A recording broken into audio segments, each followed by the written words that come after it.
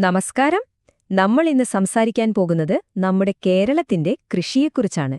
എന്തുകൊണ്ടാണ് കേരളത്തിന്റെ കൃഷിരീതി ഇന്ത്യയിൽ തന്നെ ഇത്ര വ്യത്യസ്തമാകുന്നത്? ആ ഒരു ഹരിത സ്വർണത്തിന്റെ കഥ നമുക്ക് നോക്കാം. സാധാരണ ഇന്ത്യയിലെ മറ്റു സംസ്ഥാനങ്ങളെക്കുറിച്ച് പറയുമ്പോൾ നമ്മൾ കേൾക്കുന്നത് അവിടുത്തെ നെൽപ്പാടങ്ങളെക്കുറിച്ചും ഗോതമ്പ് കൃഷിയെക്കുറിച്ചുമൊക്കെയാണ്. പക്ഷെ കേരളത്തിന്റെ കാര്യം അങ്ങനെയല്ല. ഇവിടുത്തെ കഥ വേറെയാണ്. ഇവിടെ നമ്മുടെ കർഷകർ കൂടുതൽ ശ്രദ്ധിക്കുന്നത് ലോകവിപണിയിൽ ഡിമാൻഡുള്ള പണം നേടിത്തരുന്ന വിളകളിലാണ്. ഇതാണ് കേരളത്തിന് ആ ഒരു പ്രത്യേക കാർഷിക ഐഡന്റിറ്റി കൊടുക്കുന്നത്. ഈ വിഷയം ശരിക്കും മനസ്സിലാക്കണമെങ്കിൽ വിളരീതി അല്ലെങ്കിൽ ക്രോപ്പിംഗ് പാറ്റേൺ എന്നൊരു വാക്ക് നമ്മൾ അറിഞ്ഞിരിക്കണം.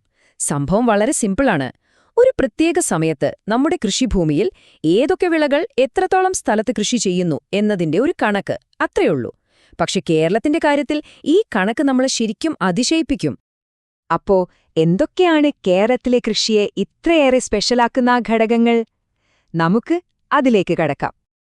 കേരളത്തിലെ കൃഷിയുടെ ഒരു പൊതുസ്വഭാവം എന്താണെന്ന് വെച്ചാൽ, ഇവിടെ വലിയ എസ്റ്റേറ്റുകളേക്കാൾ കൂടുതൽ ചെറിയ തുണ്ടുഭൂമിയുള്ള കർഷകരാണ്. പിന്നെ നമ്മുടെ കാലാവസ്ഥയുടെ കാര്യം പറയുകയേ വേണ്ട. പലതരം വിളകൾക്ക് പറ്റിയ സാഹചര്യങ്ങൾ ഇവിടെയുണ്ട്. അതുകൊണ്ടുതന്നെ കയ്യിലുള്ള ഭൂമി ഒരു തരി പോലും പാഴാക്കാതെ ഏറ്റവും തീവ്രമായി ഉപയോഗിക്കാൻ നമ്മൾ ശ്രമിക്കുന്നു. അതും എന്തിനു വേണ്ടിയാണെന്നോ? കൂടുതൽ ആദായം കിട്ടുന്ന നാണ്യവിളകൾക്ക് വേണ്ടി.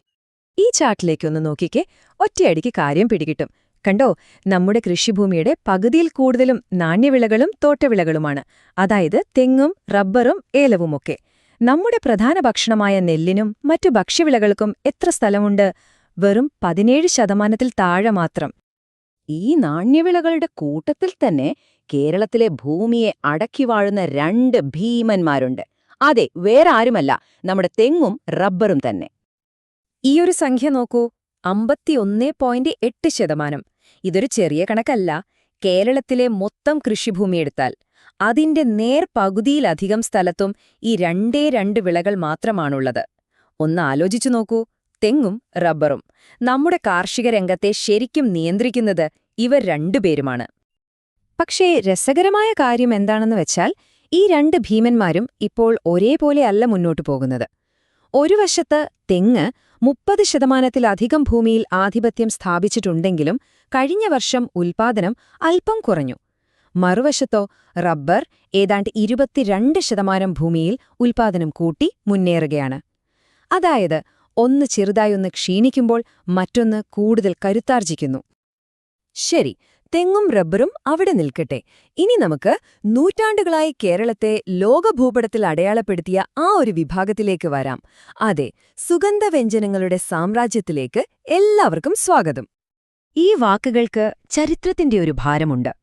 പണ്ടുകാലം മുതലേ ലോകം നമ്മുടെ മലബാർ തീരം തേടി വന്നത് ഇവിടുത്തെ ഈ സുഗന്ധദ്രവ്യങ്ങൾക്കു വേണ്ടിയായിരുന്നു. ആ ഒരു പാരമ്പര്യം ഇന്നും ഈ നിമിഷവും നമ്മൾ തുടർന്നുകൊണ്ടേയിരിക്കുന്നു. കേരളത്തിന്റെ ആ സുഗന്ധവ്യഞ്ജന കിരീടത്തിലെ രണ്ട് പ്രധാന രത്നങ്ങളാണ് കുരുമുളകും ഏലവും. ലോകവിപണിയിൽ ഇവയുടെ സ്ഥാനം എന്താണെന്ന് നമുക്കൊന്ന് നോക്കാം. ആദ്യം നമുക്ക് കുരുമുളകിന്റെ കാര്യമെടുക്കാം. ലോകത്തിലെ ഏറ്റവും വലിയ കുരുമുളക് ഉൽപ്പാദകരിൽ ഇന്ത്യയുടെ സ്ഥാനം 3-ാമതാണ്. അതൊരു വലിയ നേട്ടം തന്നെയാണ്. പക്ഷേ അടുത്ത കണക്ക് ഇതിലും വലുതാണ്. അതെ, ഏലത്തിന്റെ കാര്യത്തിൽ നമ്മൾ ലോകത്ത് 2-ാം സ്ഥാനത്താണ്. അപ്പൊ നോക്കൂ, ഈ രണ്ട് ആഗോള ശക്തി കേന്ദ്രങ്ങളിലും കേരളത്തിന്റെ പങ്ക് വളരെ വലുതാണ്. ഈ അടുത്ത കാലത്തെ കണക്കുകൾ നോക്കൂ. കുരുമുളകിന്റെ വിളവ് 13.8% കൂടി. പക്ഷേ ശരിക്കും ഞെട്ടിക്കുന്ന കണക്ക് ഏലത്തിന്റേതാണ്. ഇന്ത്യയിൽ ഉൽപ്പാദിപ്പിക്കുന്ന മൊത്തം ഏലത്തിന്റെ 90%-ൽ കൂടുതൽ. ഒന്ന് ആലോചിച്ചു നോക്കൂ. അതായത് രാജ്യത്തിന് വേണ്ട ഏലം ഏതാണ്ട് മുഴുവനായും വരുന്നത് നമ്മുടെ ഈ കൊച്ചു കേരളത്തിൽ നിന്നാണ്. ഇത്രയൊക്കെ നാണ്യവിളകളെക്കുറിച്ച് പറഞ്ഞ സ്ഥിതിക്ക് നമുക്കിനി നമ്മുടെ വിശപ്പിന്റെ കാര്യത്തിലേക്ക് വരാം. കേരളത്തിന്റെ അടിസ്ഥാന ഭക്ഷ്യവിളയായ നെല്ലിന്റെ അവസ്ഥ എന്താണ്? അതെ, ഇതാണ് നമ്മൾ എല്ലാവരും ചോദിക്കേണ്ട ഒരു പ്രധാന ചോദ്യം. ലോകത്തിന് റബ്ബറും സുഗന്ധവ്യഞ്ജനങ്ങളുമൊക്കെ കൊടുക്കുമ്പോൾ നമ്മുടെ സ്വന്തം വയറു നിറയ്ക്കാൻ വേണ്ട നെല്ലിന്റെ ഗതി എന്താണ്? ഇതാണ് യാഥാർത്ഥ്യം. കേൾക്കുമ്പോൾ ഒരു ഞെട്ടലുണ്ടല്ലേ? നമ്മുടെ കൃഷിഭൂമിയുടെ വെറും 7% മാത്രമാണ് ഇപ്പോൾ നെൽകൃഷിക്ക് ഉപയോഗിക്കുന്നത്. പോരാത്തതിന് ആ ഉള്ള സ്ഥലത്തെ ഉൽപ്പാദനം പോലും കഴിഞ്ഞ വർഷം 10.5% കുറഞ്ഞു. ഇത് നമ്മുടെ ഭക്ഷ്യസുരക്ഷയെക്കുറിച്ച് ശരിക്കും ചിന്തിക്കേണ്ട ഒരു കാര്യമാണ്. കേരളത്തിലെ നെൽകൃഷിക്ക് പ്രധാനമായി 3 സീസണുകളുണ്ട്. ഈ ചാർട്ട് നോക്കിയാൽ കാണാം, ഏറ്റവും കൂടുതൽ ഉൽപ്പാദനം നടക്കുന്നത് മുണ്ടകൻ സീസണിലാണ്. നെൽകൃഷിയുടെ കാര്യത്തിൽ മുന്നിൽ നിൽക്കുന്ന ജില്ലകൾ എപ്പോഴും പാലക്കാടും ആലപ്പുഴയുമാണ്. അപ്പോ ഇതാണിപ്പോഴത്തെ അവസ്ഥ. പക്ഷേ ഇതിനൊരു പരിഹാരമില്ലേ? ഭാവി എന്താണ്?